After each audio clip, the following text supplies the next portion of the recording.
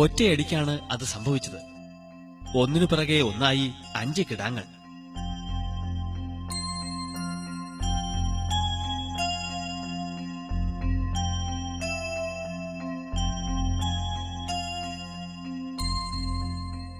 ആദ്യം ശശിധരക്കുറുപ്പിന്റെ ഉള്ളൊന്നാളിയെങ്കിലും ഓരോന്നും സുഖപ്രസവമാക്കി കറുമ്പി സഹകരിച്ചപ്പോൾ അമ്പരപ്പൊന്നടങ്ങി.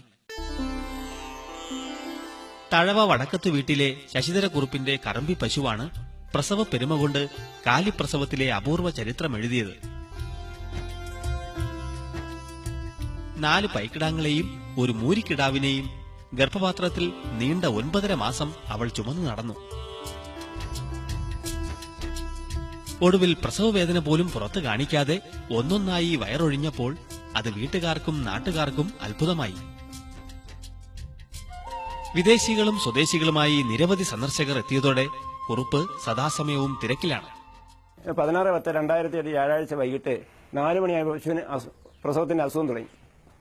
4:30 ആയപ്പോൾ ആദ്യത്തെ കുട്ടി കഴിഞ്ഞിട്ട് വരാൻ പ്രയാസം തോന്നി.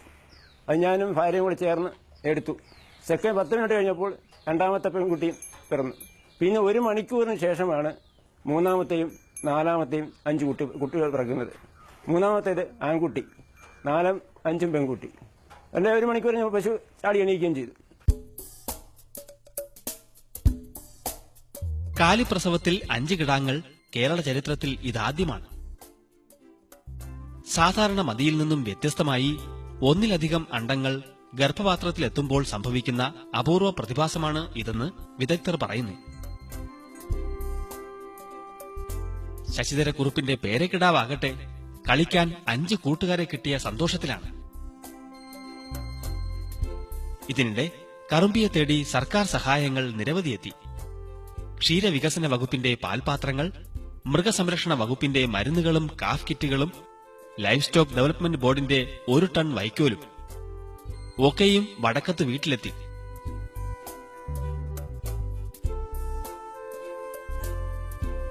മൃഗസംരക്ഷണ വകുപ്പ് കറുമ്പിയെയും കിടാങ്ങളെയും ദത്തെടുക്കുന്നതായി മന്ത്രി ശ്രീ സി ദിവാകരൻ തന്നെ നേരിട്ടെത്തി പ്രഖ്യാപിച്ചു.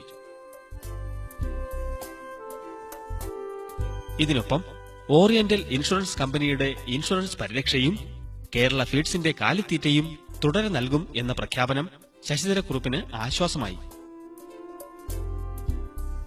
കറുമ്പിക്ക് പ്രസവച്ചടവോ ക്ഷീണമോ തീരെയില്ല. 5 മക്കൾക്കും പാലാഴി തീർക്കാൻ 4 മുലക്കാമ്പേയുള്ളൂ എന്ന പരിഭവം മാത്രം.